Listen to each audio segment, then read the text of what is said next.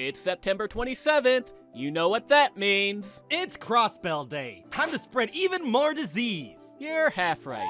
Today, the first game in the Legend of Heroes franchise's Crossbell duology, Trails from Zero, officially comes to North America. And we couldn't think of a better way to spread the news than by doing yet another intro video for people who are just jumping into the Trails extended universe. That's right, Zeke. Except by we, I really mean me. Get the fuck out. What? But truth, I'm always in these videos. Correction. You are always in the videos where you have actually played the game. But this time isn't like that, is it, Zeke? You don't know shit about Crossbell, do you, Zeke? Yeah, Zeke, if that is your real name. Gappy, why are you here? I like being in videos. Yeah, but you know even less about this game than Zeke does. Not true! Trials of Cold Steel is my favorite Sonic game. Zeke, take him outside. Got it! Side! Take him outside! I remember when you used to be cool. No, you don't. I'll be back! You can't stop the Ivory Coast! Don't make this harder than it has to be. Now, without further ado, dear viewers, follow me as we explore the multivariated and complicated Crossbell problem. Ow! You deserve it! When Trails fans talk about the Crossbell problem, they usually mean one of a few different things. The biggest one is lore-based. You see, on the continent of Zemuria, where the Trails franchise takes place, Crossbell is a smaller, quasi-independent nation under the influence of its two larger neighbors, the Republic of Calvard and the Erebonian Empire. Falcom President Toshihiro Kondo likens Crossbell's situation to Hong Kong in similar locations. Ostensibly, this refers to Southeast Asian states being trapped in between Western and Chinese imperialism, as Kondo goes on to say that within even the Trails series at large, many of the issues depicted are relatively closer to actual real-world events. Of course, considering that everywhere in Erebonia has a German name, and Calvard has a large immigrant community reminiscent of Chinese migrants in the 19th century America, and liberals meant to represent Thailand of all places, you might wonder what the hell kind of chicanery is actually going on here, and why Japan is auspiciously absent from this representational political scheme. But I think it's pretty obvious. Nonetheless, Crossbell is facing the aggressive expansionism of the Erebonians and the Calvardians due to the fact that it is a center for finance and technological development, including a very primitive form of the internet. Coupled with the external threats to Crossbell's sovereignty is the complete lack of faith the public has in its government, including the perceived inefficacy and corruption of its police force. Yeah.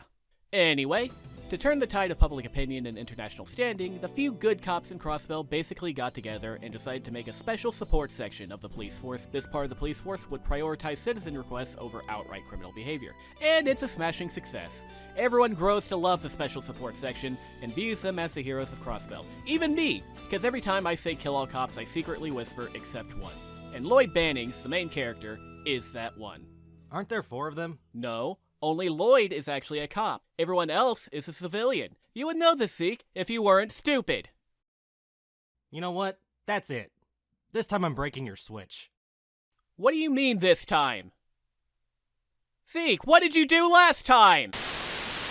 In past videos, I spent the majority of them talking about the deep lore of the series. But for now, I'd like to talk about something I think is a bit more important. That is, the long path to localization and why these games appearing now is actually a huge deal. The Trails franchise is actually a sub-series of the Legend of Heroes franchise, which itself is a sub-series of the Dragon Slayer franchise. The first Trails game, Trails in the Sky, was actually Legend of Heroes 6, and the problems in localizing those games are legendary. I won't go into them here because other videos do it better, but suffice it to say that when the words attempted suicide come up, the story isn't a particularly uplifting one. But Trails in the Sky did eventually come stateside after about 8 years. It was ported to the PC by Xseed Games because the original console, the PSP, had already been made obsolete by the PS Vita. Now the Crossbell games, the ones that are coming out today, are Legend of Heroes 7, so they should be next in line to be translated, right? No. Legend of Heroes 8, Trails of Cold Steel, were picked up next, first by Xseed and then by Nisa because they looked less dated and they had Persona-esque dating mechanics, which probably were more marketable. Oh, and I don't think I made this clear, but Legend of Heroes 6 was actually 3 games, and Legend of Heroes 8 is 5, so that's a lot of games. So this creates a major problem.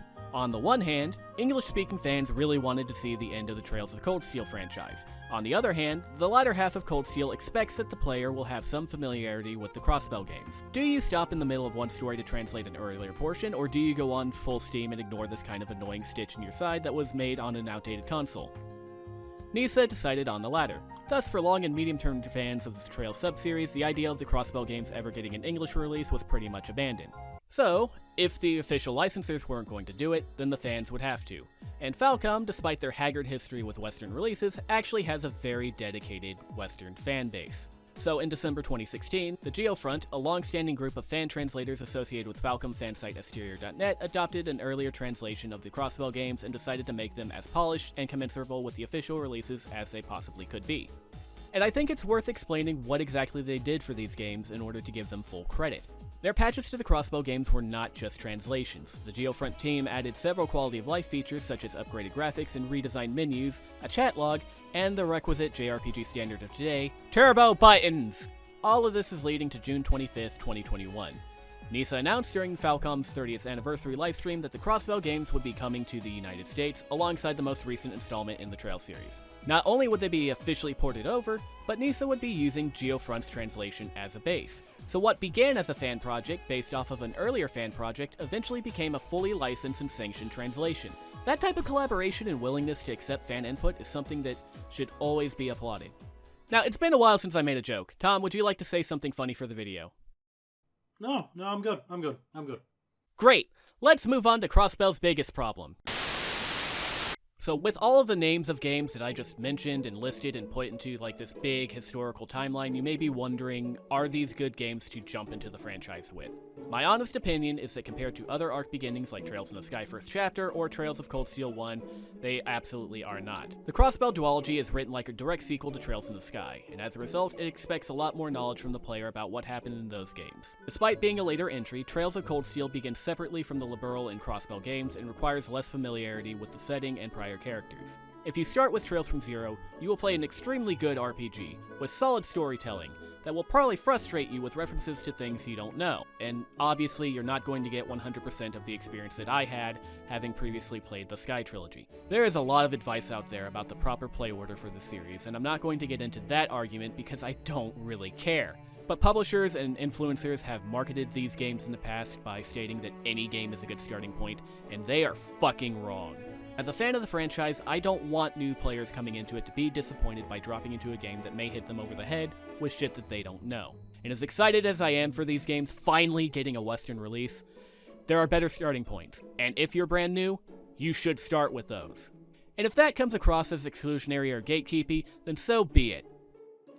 Truth, you just said that I don't know crap about Frick, and I've played 5 of these games. So, you do sound exclusionary and gatekeepy. Good work! Yeah, I'm not in this video, and Tom is, and that's kind of bullshit too.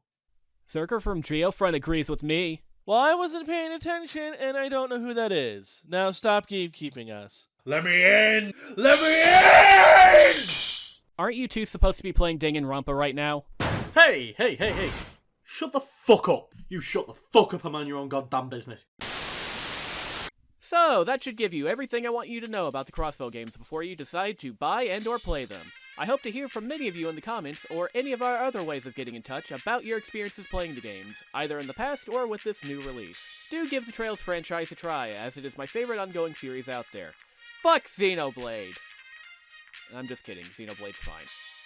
But go pick up Trails from Zero and Trails to Azure when it becomes available on the platform of your choice. It's available on PC through Steam or Epic Games, as well as the Nintendo Switch. What about the PS4? Fuck the PS4! If you like this video on the Trails franchise, click here to check out our playlist of similar videos that I've made over the years. Also, if you like this type of discussion about the difficulties of localization, check out our friend Boko's video on the history of Shin Megami Tensei's translations. Also, if you like streams, we'll be streaming Trails from Zero live on our Twitch or YouTube later on this evening. Also, I love you.